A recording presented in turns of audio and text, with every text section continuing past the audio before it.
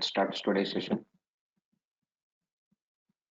Last session we started with the console application basic programming in C Sharp.net, and today I'm just continue that. Just open Visual Studio in the left hand side. So recent application what we have opened, that's present here. So here you can see our application is present here, left hand side, console app1.sl application file from .NET at 4 p.m.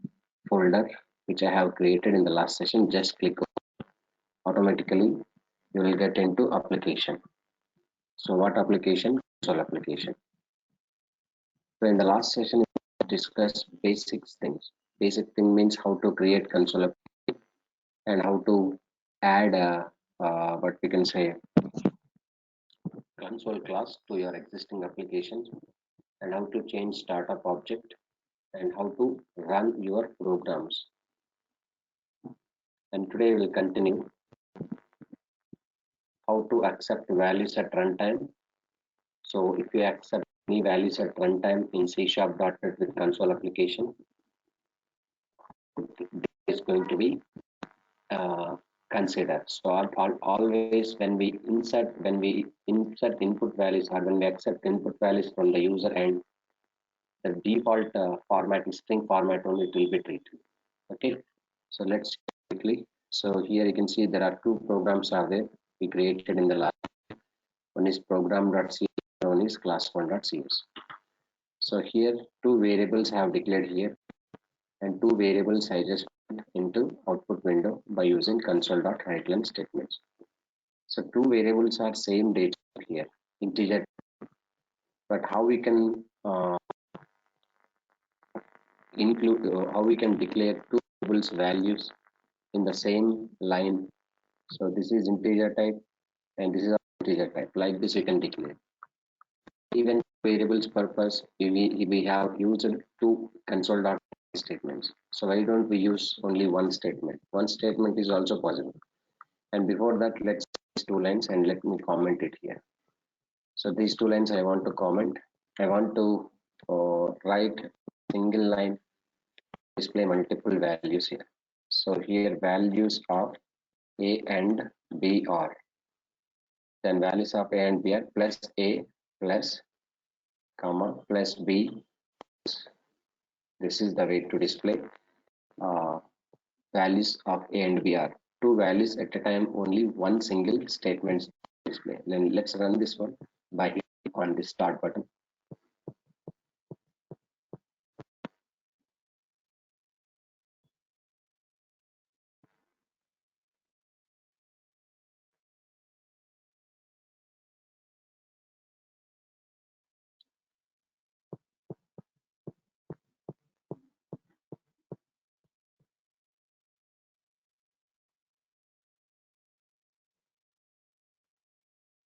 Here values A and B are 100 and 200 is coming.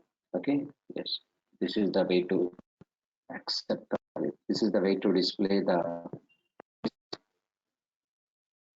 within the single statements one. Using single statements we can display these multiple values instead of writing multiple console.write lines.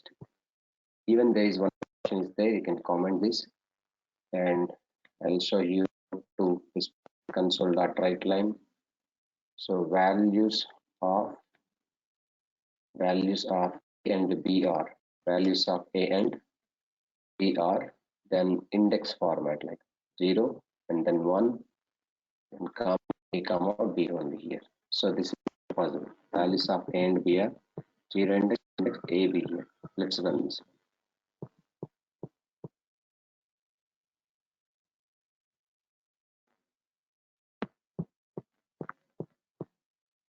Values of A and B are 100 to 100 is good.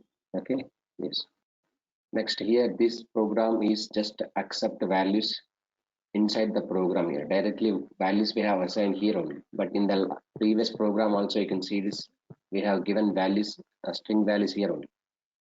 But how to accept values at runtime? So runtime in the sense what?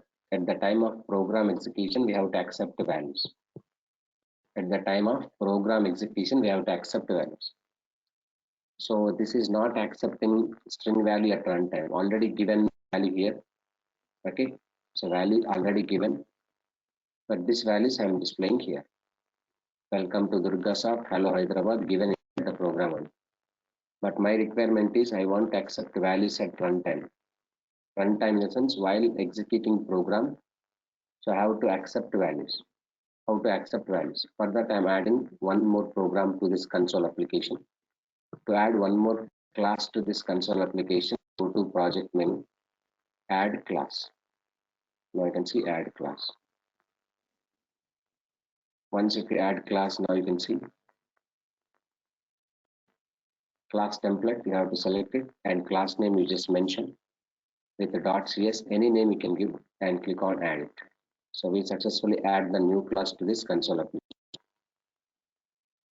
Okay, so here you can see default access modifier is class is internal only here. Now this time what I want to do, I want to accept values at runtime. First of all, I need to use main method by using svm tab. 2 times tab key you can press. So here just ask to the user and enter any name. For example, console write line. So here enter your name. Enter your name. So user will enter the name, and as soon as he enters the name should go and stored into a separately, that is string name.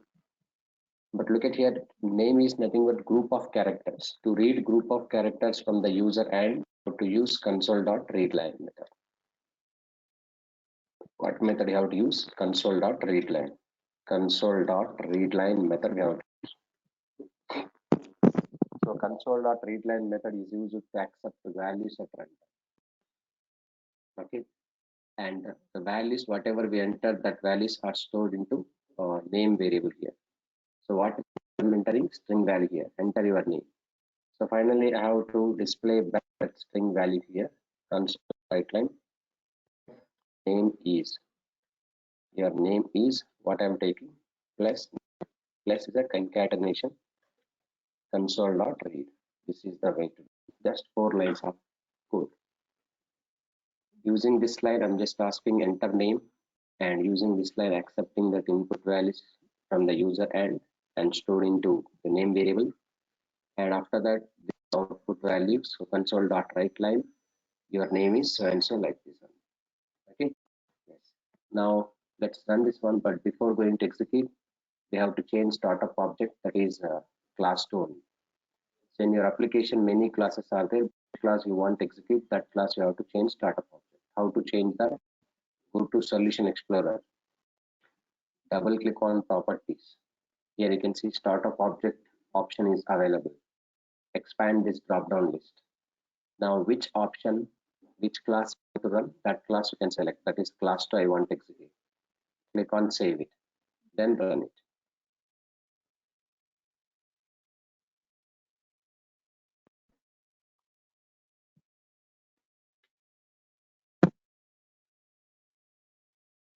Now you can see enter your name, just I'm giving input. So when we give input, the input values I'm giving at running time, your name is so and so here. So this is the way to accept the string values at runtime. But now you can see if you want to check whether your input value is stored inside the variable or not, how to check? So to check that, we have to use debug option. Debug option means here you just keep the breakpoint in 14th line, click with mouse. So this is breakpoint option. This is to check whether your inputs are stored inside the variable or not, you can check. So what is your variable name? Name is a variable. And now after debugging, after keeping breakpoint, again you can click and it will go to breakpoint can be removed. If you want to keep the breakpoint, you can click over here in this line, which line you want to keep the breakpoint, just with mouse. And after that, you just run this as is. Once you run, now you can enter your name. So I'm just entering the name. I'm not entering the name. First, we have to press function key plus F11. Now you can see When we place mouse pointer on name variable, so there is no values available. Then press F function key, press F11. Now you can see name is showing null. When I place mouse pointer on name variable, it shows null only. Okay. Then function key, press F11. You have to press. After that, it will ask the name. So in this output window, you have to input your name. As soon as when we press enter, the name will go directly and stored into here name variable. Now you can see here name available. How the way you want to view text visualizer, XML visualizer, HTML visualizer, JSON visualizer, you can do this. So name is available. This name only we are printing back to the user. Press F11, function key, press F11. Again, you get output. So your name is so and so like this. Okay. So this is what accepting value at runtime. But at the same time, how to accept integer values at runtime. So if this is in string value, it's okay. The values we are giving at runtime in console application, that values will be accepted string format only. But here I declared string and we just print string only here. But how to accept integer values at runtime? In the previous example, you can see here I'm just declaring a value 100, b value 200. Okay, but two values I have declared here integer values, it's okay. This will no need to convert here. But next, add the class here.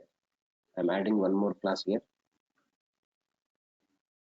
I'm adding just one more class. Add the class 3. Class 3, click on add. Now this class through I'm showing how to accept values at runtime. Int a equals to 10, 100. Int b equals to 200. Int c equals to a plus b. Dot write, that is sum is a plus b. Okay, so just sum is c line, c only here, because c is already result is there. C means result value. To stay back to our screen, console.read. Okay, so here, values are very clear here. A 100, 200, C value a plus b, we are getting some value result. So this value is not given at runtime. Inside the program only declared. Let's change start of object now to show you execution. Class 3, save it and run it. Result is 200, it's fixed. Now you can see result is 200 or result is 200 here. Sum is 300, yeah, sorry, this is 300, 100 plus 300. Okay, what my requirement here, I want to accept values at runtime. So in the window, I should say enter two numbers. Dot right line, enter two numbers. Okay, then the two numbers to accept at runtime. To accept runtime, this we have to console dot read line we have to use. What we have to use? Console dot read line. Here also console dot read line. Console dot read line. Now observe here. In previous example, for accepting string values at runtime, I use this syntax console dot read line. Same in this program also, I am trying to accept integer values at runtime, but it is showing error. Why it is showing error? The problem is here, whenever we accept values at runtime, that values will be treated as string format by default. So cannot implicitly convert from string to integer. Now you can see when we place mouse pointer on this line, it shows like cannot implicitly convert a type string to integer. Okay, so we cannot implicitly convert a type string to integer. Okay, so here you can see represent the standard input output and error stream for the console application. The class cannot be inherited here. Console class is actually by default it will treat it as string whenever we give input values at runtime.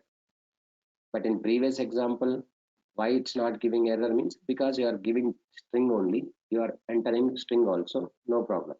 But here you are declaring integer, but here it will treat it as string only, so it will give error. You have to convert from string to integer. So look at here, as it is when we run this program, you will get an error. If you want errors, there were build errors. Would you like to continue and run last successful build? Say no means, now you can see We are getting the errors. Cannot implicitly convert type from string to integer here. Okay. So the problem is like this, but you have to solve this problem according to your convenient, your requirement. You have to convert from string to integer. How to convert the values from string to integer here? So to convert from string to integer, we use conversion methods. Let me show you that what are the conversion methods are there. See, by default, when we give values at runtime in C# .NET console application, the values will be treated as string format, but to convert from string to integer, then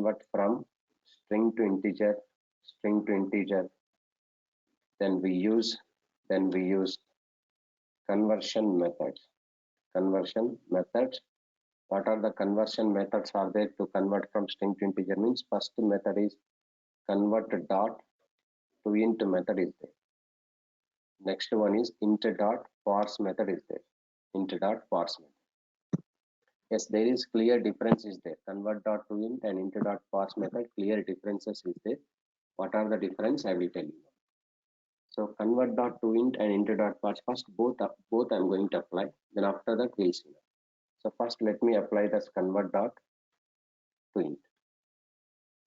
So I'm taking convert dot to int 32 here. Now you can see 2 int means again here 2 int 16, 32, 64 is there. What is this range also I will tell you. Let me take meanwhile console dot 32, console dot readline, convert dot 32.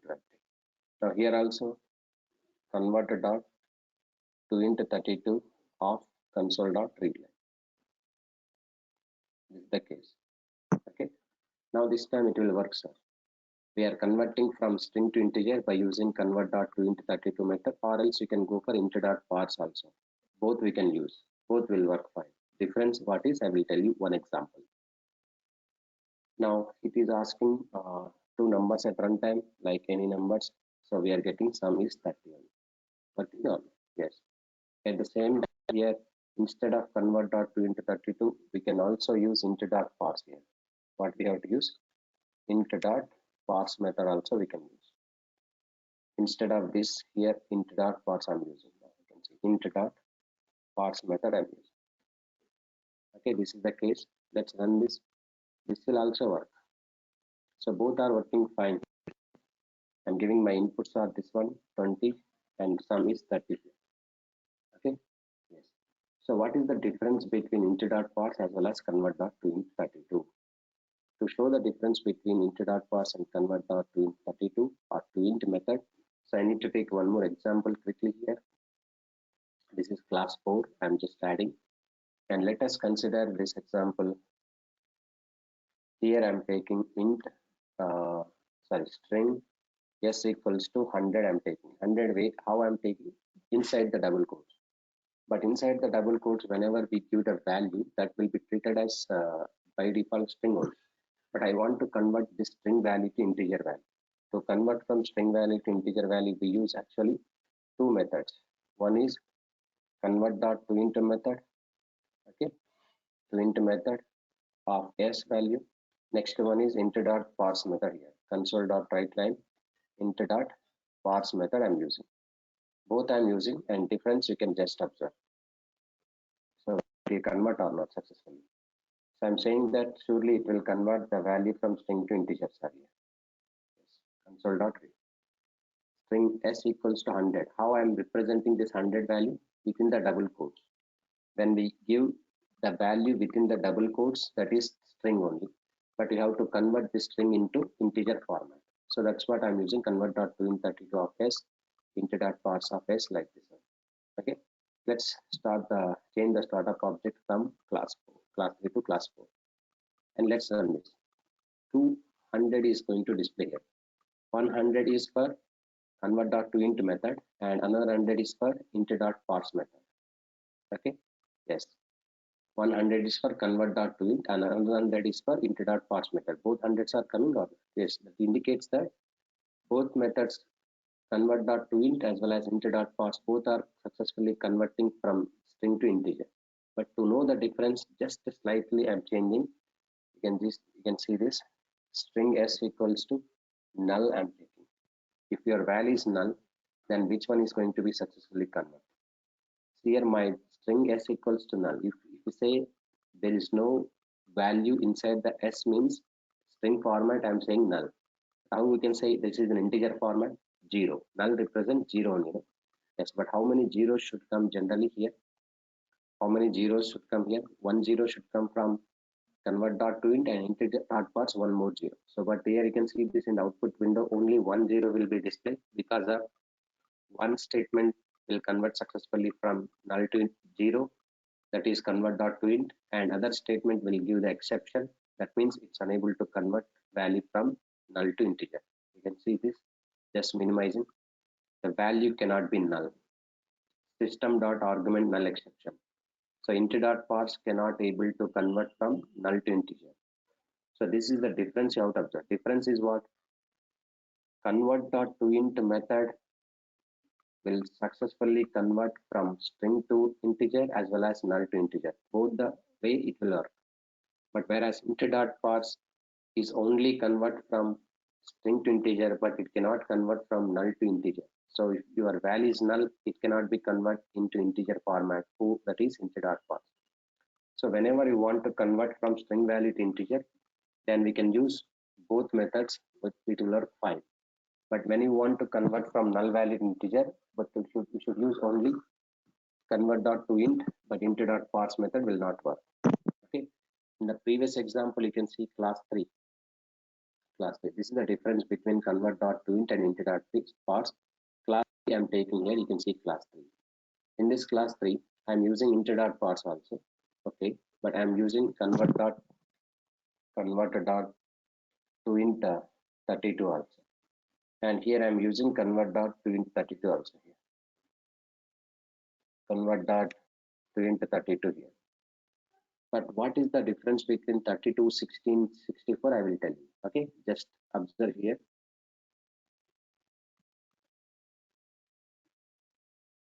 Enter numbers. I'm giving numbers here. And this is numbers. We are getting clear output. But here you can see 16 I'm taking. 16. Convert dots to int 16. See, just because of your input range, if you give 16, the limit range is there. What is the limit range? My inputs are like this one.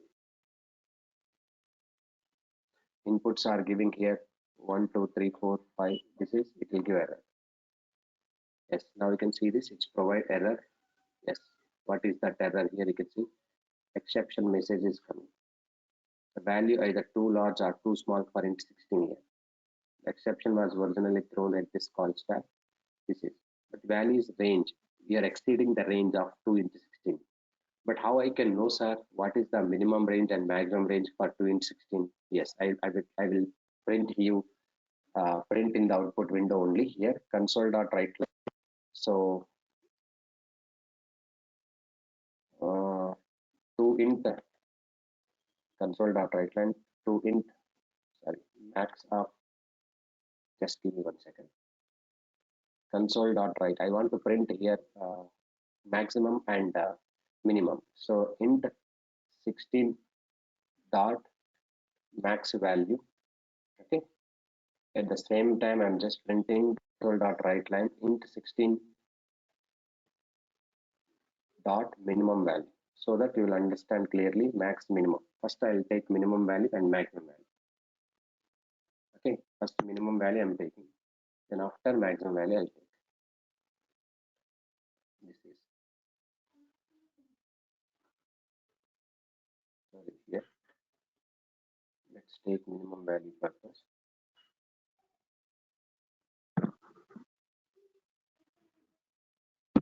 To int minimum value I'm taking. So based on this minimum value, maximum value, your input should be. Now let's see minimum value, how it will indicate.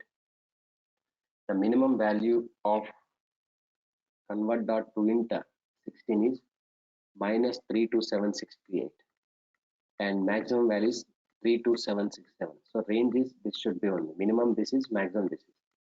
Okay, minimum value, maximum. So 32767, and first number again 32767 or 66. We get output here because within the range only values. But when it comes to values are exceeding, the range is exceeding, for example, you can see 32768 and 32768. So it will give error here. Now you can see you are exceeding the range, so that's what it shows error. So the values, your input range is within the limits. If it is within the limits, then it will accept the values. So in 16 minimum value, maximum value, that is all. I'm taking 32 minimum value, maximum value here into 32 and also into 32 here, into 32. Into 32 range is this one. But you have to use range into 32 only here. Just have the program 16 only still, but you have to use 32 here. So it depends on given inputs only. If your input range is small, better to go for 16. If your input range is medium, go for 10. If your input range is large, then go for 2 in 64. But look at here, this is the minimum range. So maximum range and minimum range is this one only, minus below this one only. So here this values 2 I'm copying and pasting, these two values are adding here. But whenever I'm going to exceeding the range here, for example, here you can see I'm just exceeding the range. This I'm not going to give here. I'm exceeding the range like 3648 I'm giving. So this is exceeding. You'll get an error here. The error is coming here. You can see. So this is the range actually. Within the limits, if you give any values, it will work fine. For example, this is 2147 is there, no? So I'm taking 1, 2, 3, 4, 5, 6, 7, 8 like this. This will work. And here you can see this is like this. This is working or not? Yes. Okay. So if you your inputs are limits range according to this maximum value, minimum value, then it will add. Suppose 2 in 64 I'm taking here. 64, 64 and 64. Look at here 64 minimum value, maximum value is how much? 2 into 64, not 4, that is. Just close this 64 here. I have missed 6. Now let's run this one. 2 in 64, this is the minimum range and maximum range. Understand? So if you exceed this range, then it will give error here. So that's what here I'm giving small range only. This will work out for me. Here you can see this is giving error. Because why it is? Still we are maintaining 32 only. That's what it is giving error only. Stop debugging. 32 not actually, here we have to maintain 64 only. Because above I am taking 64 maximum minimum, I have to work on 64 only. But look at here, 64 whenever you take this values is not suitable, integer value is not suitable for 64. Because here 64 means large, but integer value is very small, like 0 to 256. And either you can increase the data type declaration or you can reduce the conversion value here. But let me increase the data type declaration value here. Double is suitable for convert 64 here. Double value means range is large. Range is large. Double I'm taking. DOU BLE here, double value. So convert dot to in 64 is suitable for double representation. Let's run this one. And we are getting out error here. What error here? Let me check again. Now you can see here also double you have to mention. Double. DOU BLE double. So double C equals to A plus B. That's fine. So double value maximum is this is, minimum is this is. But within the limits you can give any range like this. Then this will work out here. So looking on adding two numbers here. So the range of 16 into 64 into 32 here. So to handle this values here. But suppose here if you want to add float numbers, then into dot float dot parse we have to use. For example, here I'm taking float. Float values I'm accepting here float. And now coming to the float here, float value. But how we can do this? So here we have to use float dot parse. Float dot parse I'm taking. Here also I'm taking float dot parse. So this is float dot parse. Okay. So this is not required now. Let's remove this. So to accept float value, this is the way. Now observe here. I'm entering two numbers. Now this time floating point values like this. We are getting output of this. This is the way to handle with variables and data inputs, all those things. Then what are the basic data types are there here? I'm just showing the basic data types in C# .NET here. So I'll give you later complete chart with the data types and its specifications. Now I'm telling you the basic data types are this one here in C#. So int I equals to 10, this is integer. So char c equals to character, this is character. Okay, float f equals to 23.4, but make sure that floating value must and should be suffixed with f symbol, otherwise it will not give output here, floating value. So here I'm not giving f suffix. Now you can say double d equals to like double d, and long value l equals to like this long value, and next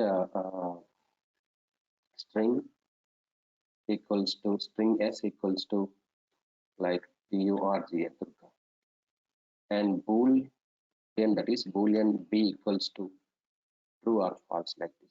True only here, this is true false, boolean representation, true or false.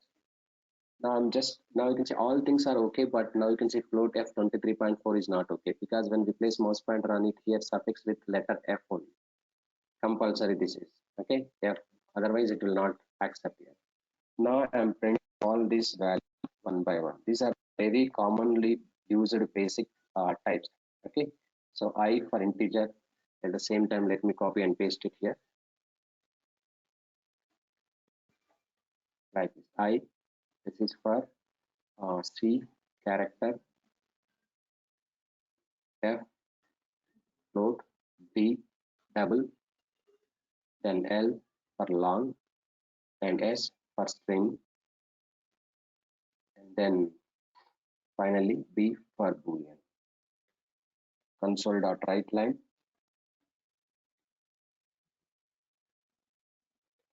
console.writeLine. So I'm taking here b for boolean. Finally, to stay back to our screen, console.read.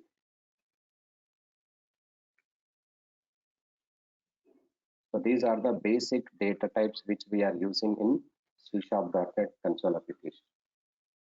Let me change the startup object quickly. So that is class 5, and click on save it, then run it. So now we got the output here, all these values here.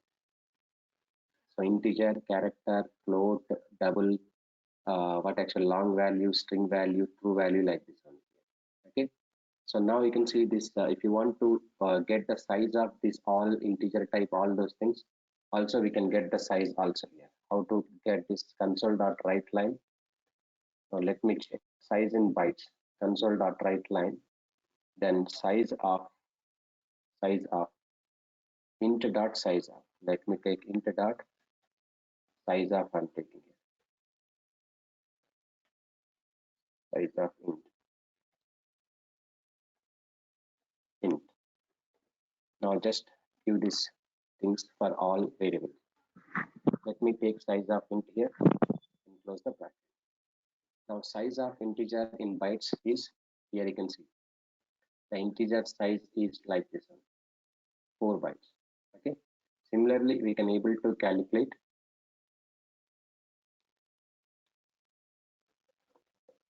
all the remaining types like this. Size of char data type, size of float, size of bool, size of long, size of double, like this. So when we give this, so all the size we are going to get in bytes format. Okay, so all the sizes available, all basic data type sizes.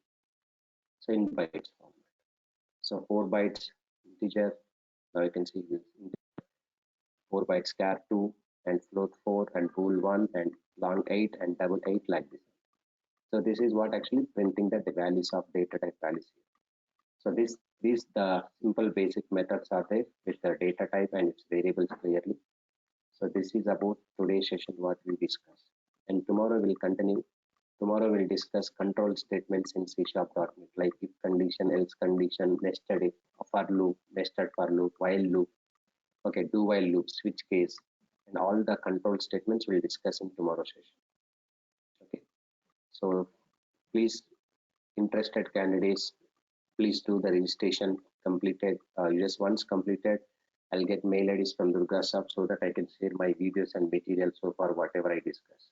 Okay, so for this registration, you can contact to Durga Sab, and tomorrow only you will have the session with this link only. And then next day after tomorrow onwards, the link will be changed. That will not work for you. So up to tomorrow, you just registration complete. Okay. Yeah.